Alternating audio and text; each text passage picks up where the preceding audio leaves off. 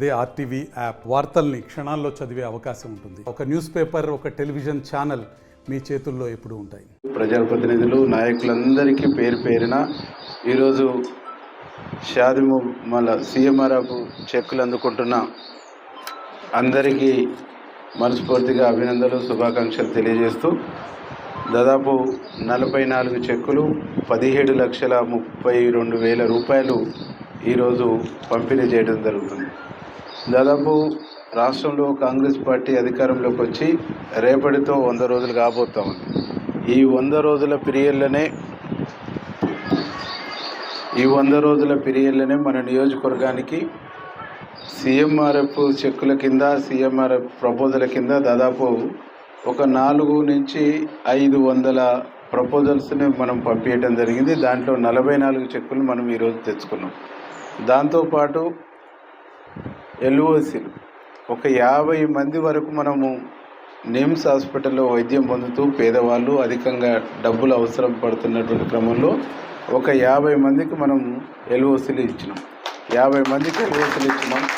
44 మందికి ఇలా చెక్కులు ఇస్తున్నాం. ఇంకొక 500 నుంచి 600 వరకు అక్కడ సీఎంఆర్ఎఫ్ రావడానికి పెండింగ్ ఉంది. ఇది ఒక భాగం అయితే R&B రోడ్ల కింద 50 కోట్ల రూపాయలు మనం ఇప్పటికే తెచ్చుకున్నాం. అట్లాగే ఈజీఎస్ కింద కానీ, స్పెషల్ డెవలప్మెంట్ కింద కానీ మరొక 18 కోట్ల రూపాయలు మనం నిధులు తీసుకొచ్చుకున్నాం. అంటే 100 రోజుల్లో దాదాపు 70 కోట్ల రూపాయల డెవలప్మెంట్ యాక్టివిటీస్ని మనం ఈ నియోజకవర్గానికి తీసుకురావుతున్నాం. 70 కోట్ల డెవలప్మెంట్ యాక్టివిటీ. దానికి తోడు జనరల్గా కళ్యాణ్ లక్ష్మి, పాత కళ్యాణ్ లక్ష్మి పెండింగ్లు ఉన్నాయన్నీ కూడా మనమే ఫాలోఅప్ చేసి, మనల్ని గతంలో పట్టించుకోకుండా వదిలేసి ఆడ దరఖాస్తు పెట్టి గాలికి వదిలేసినటువంటి దాంట్లో కూడా పేదవాళ్ళు సఫర్ అవుతుంటే మన కాడికి వచ్చి నేను అప్లై చేసుకున్న సీఎంఆర్ఎఫ్ రాలేదు, నేను అప్లై చేసుకున్న కళ్యాణ్ లక్ష్మి రాలేదంటే ఇక్కడ ఉండేటువంటి సాయి కానీ, హైదరాబాద్లో ఉండే మా మధు కానీ, ఇక్కడ ఉండే మహేష్, ఇంకో మహేష్, వీళ్ళంతా దాదాపు ఒక 5 మంది మన నియోజకవర్గ ప్రజల కోసము ఒక 5 మంది నా చేతి కింద ఉండేసి 24 అవర్స్ ఏ డిపార్ట్మెంటు ఎక్కడ ఏ ఫైలు ఏడాగిపోయిందని చెప్పేసి పర్స్యూ చేసుకుంటూ, ఫాలోఅప్ చేసుకుంటూ వస్తున్నటువంటి పరిస్థితుల్లో ఇంత వేగంగా మనము నియరెస్ట్గా 70-80 కోట్ల రూపాయలని 100 రోజుల్లోనే మన నియోజకవర్గాన్ని తెచ్చుకున్నామని చెప్పేసి ఈ సందర్భంగా నేను తెలియజేస్తాను. సందర్భంగా మేము చేసేటువంటి రిక్వెస్ట్ ఏంటంటే, గౌరవ ముఖ్యమంత్రి రేవంత్ రెడ్డి గారు పదే మా అందరూ కూడా చెప్తున్నారు, మనం పాలకులం కాదు, సేవకులం మాత్రమే. ప్రజలు మనల్ని సేవ చేయాలని చెప్పేసి ఎన్నుకోర్రు.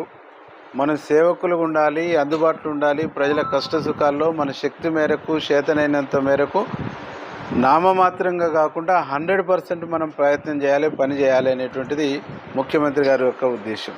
ముఖ్యమంత్రి గారి లక్ష్యం ఏంటంటే, తెలంగాణ తెచ్చుకున్నటువంటి తెలంగాణ 10 సంవత్సరాలుగా పూర్తిగా విధ్వంసమైంది. ఆ విధ్వంసం పునాదుల మీదనే, అంటే ఒక కొత్త కన్స్ట్రక్షన్ చేయటం అనేటువంటిది తేలిక, ఉన్నదాన్ని తీసేసి చేయాలనేటువంటిది, లేకుండా పాతదాన్ని సరిచేయాలనేటువంటిది చాలా కష్టతరమైనటువంటి ఒక పరిస్థితి. ఈ కష్టతరమైనటువంటి పరిస్థితి మన నెత్తి మీద ఉంది కాబట్టి మనందరం కూడా, ప్రతి వ్యక్తి రోజుకు 10 గంటలు కష్టం చేస్తారంటే ఇంకొక 8 గంటలు ఎక్సెస్ పని చేసేసి దీన్ని బాగు చేసుకోవాలి, సక్రమంగా నడుపుకోవాలనేటువంటిదే ముఖ్యమంత్రి గారి యొక్క ఉద్దేశం. కాబట్టి ముఖ్యమంత్రి గారి ఆలోచనలకు అనుగుణంగా, ముఖ్యమంత్రి గారి యొక్క విజన్కి అనుగుణంగా మనమందరం వేగంగా పనిచేస్తూ ఈ నియోజకవర్గాన్ని బాగు చేసుకోవాల్సినటువంటి అవసరం ఉంది. మనకు దాదాపు ఇప్పటికీ ముఖ్యమంత్రి గారు 3,500 ఇందిరమ్మ ఇళ్లను కూడా కేటాయించడం జరిగింది.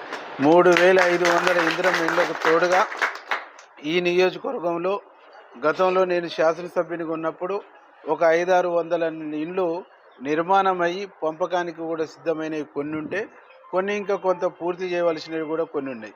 ఆ 3,500 ఈ యొక్క 800 మొత్తం కలిపితే అన్నకొచ్చే ఫోన్ బంద్ చేసి మొత్తం కలిపితే దాదాపు 4,300 వరకు ఇప్పుడు మనకు ఇవ్వటానికి అందుబాటులో ఉన్నాయి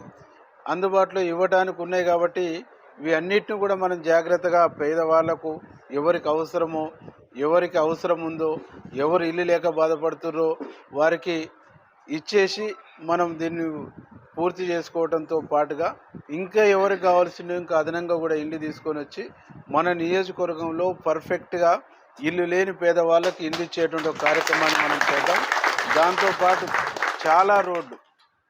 చాలా రోడ్లు కూడా గుంతలు పడి ఇబ్బందికరమైనటువంటి పరిస్థితి ఉంది. రోడ్లను కూడా బాగు చేసుకోవాల్సినటువంటి అవసరం ఉంది.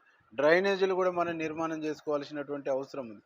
దీనికి అన్నిటికీ మించి నీళ్ళ సమస్య మన నియోజకవర్గంలో తీవ్రంగా ఉంది.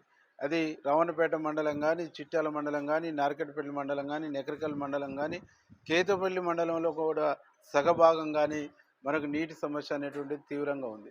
ఈ నీటి సమస్య పరిష్కారం కావాలంటే బ్రాహ్మణ వెల్లంలో పూర్తి చేసుకోవాలి, ఐటిపాముల లిఫ్ట్ పూర్తి చేసుకోవాలి, పిల్లాయిపల్లి ధర్మారెడ్డిని మనం పూర్తి చేసుకోవాలి. దాంతోపాటు రాచకాలువను కూడా గుర్రపు టెక్కెల ఆకు తట్టేసి రాచకాలువ కూడా రావట్లేదు, దాన్ని పూర్తి చేసుకోవాలి. పాత ఎర్ర కాలువ ఉంది, ఆ ఎర్ర కాలువను కూడా పూర్తి చేసుకుంటే మన నియోజకవర్గానికి 2 లక్షల పైచిలకు ఎకరాలకు నీళ్ళు ఇచ్చుకునేటువంటి ఒక అవకాశం ఉంది. ఇవన్నిటిని కూడా చేయాలంటే దాదాపు ఈ పెద్ద ఎత్తున కూడా డబ్బు అవసరం ఉంది. నేను ఇప్పటికే ముఖ్యమంత్రి గారి నోటీసులో కానీ, గౌరవ ఇరిగేషన్ శాఖ మంత్రి నోటీసులో కానీ, మన జిల్లా మంత్రి నోటీసులో కానీ ఇప్పటికే నేను పెట్టినాను.